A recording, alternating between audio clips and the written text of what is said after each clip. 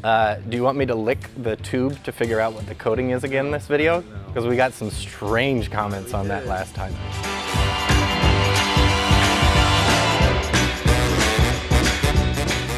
Hey guys, Tyler here from Silencer Shop for today's tabletop overview of the new Rugged 22 silencer, the Mustang 22.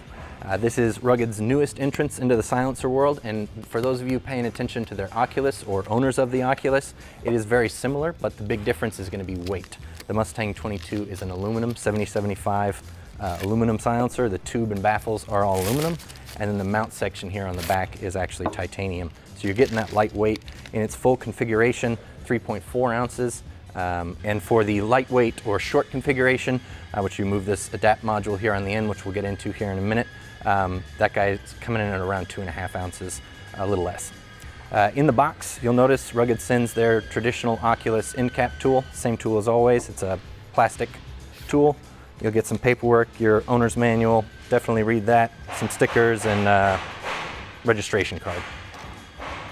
So going over the Mustang itself, you'll notice right off the bat, very similar to the Oculus, it is modular for length. So this, what they call adapt module, unscrews from the end. And Rugged in the owner's manual will tell you to take the end cap off first and then remove the adapt module.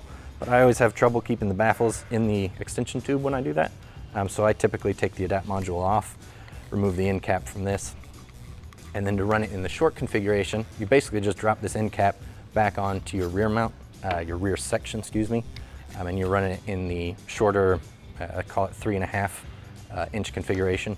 But since we have it apart here, let's go over disassembly.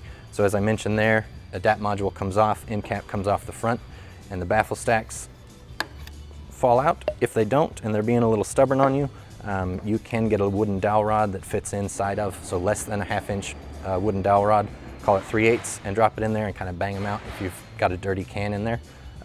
Ditto with the extension tube, the adapt module, pardon me, those baffles fall out. You'll notice in the actual rear module there are 3 different styles of baffles. Rugged has been kind enough to engrave the blast baffle with a number 1.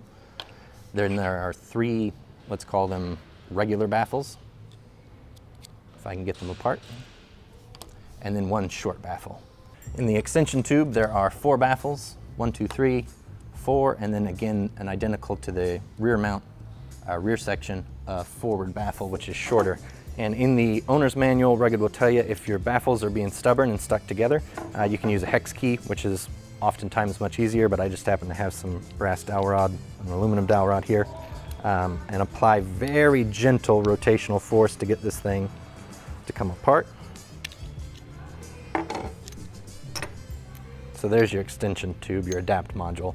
For, again, standard baffles, I'm sure there's a better technical term for that, and then a short one.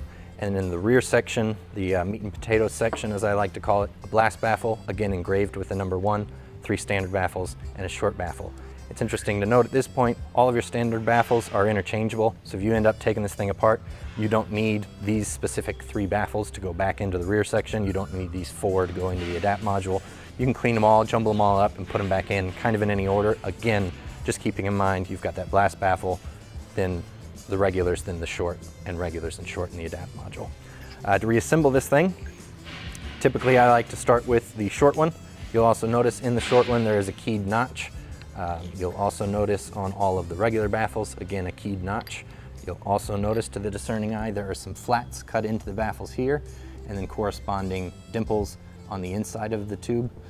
That way they go together and they key together. So you'll basically put it together notch to notch. It is possible to assemble this thing with the notches facing in opposing directions. Rugged likes you to put them in the same direction, and you'll get a little better sound performance out of it. Whether you notice it or not may be a different story.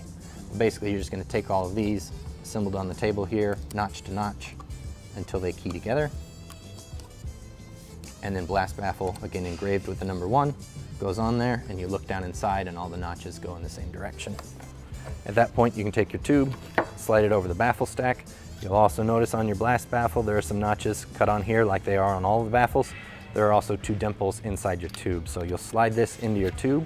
Basically with your finger pushing against the baffle stack, you can rotate your tube until you hear a click. It basically means they are the correct depth, they're set in there. The other way to check that is to take your adapt module or your front cap and screw it on there. Rugged includes a little diagram in the owner's manual, and you kind of need to do this once just to see the difference, but you can use this basically as a go, no-go gauge. In its assembled configuration, there is a tiny little gap in this taper between the ADAPT module and the rear tube. If you don't have your baffles set there, if you don't have your baffles set correctly, and they're not set in that notch, you didn't hear that click as you rotated them, and you screw your ADAPT module on, you'll notice you can see the bottom of the taper there. There's a noticeable, much bigger gap. I'm not sure if that comes across in video. Again, if you've bought one of these or you have an Oculus, it's the same concept. Put it together incorrectly once just so you see what that gap looks like. It's noticeable in person. Again, to fix that, push against the baffles, rotate the tube until you hear that click. That means they're set in there. ADAPT module goes back on, and then it's at this point you do the same thing with the baffles here, notch to notch to notch, all the way around, keeping those keys clicked together. Set them on the table, flip your tube over, and if you're being super OCD, as I like to be, you can look down inside the tube and align the notches. The baffles of the ADAPT module are not keyed to the tube to allow you to time them so the notch lines up with the notches in the baffles of the rear section, if that makes any sense. End cap goes back on and screws in. Tightened up with the included tool.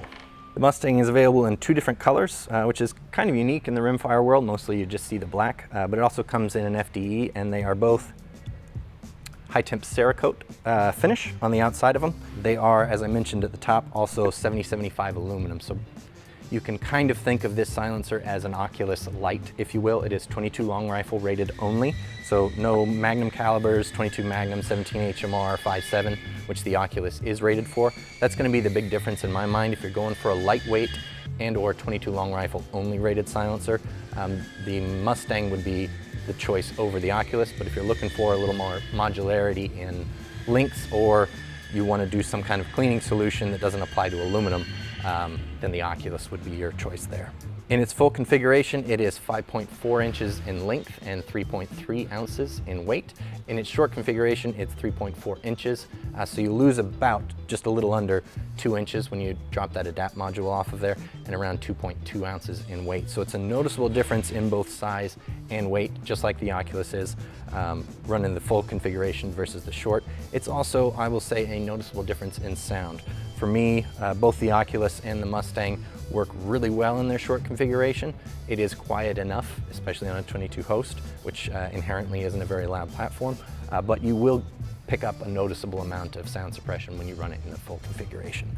1/2x28 threads in the back of it, just like any rimfire silencer out there right now. All right guys, for more information on the Mustang 22 or any of the Rugged silencers, you can subscribe and drop us a comment. Let us know what you're going to use this Mustang 22 for. Thanks guys.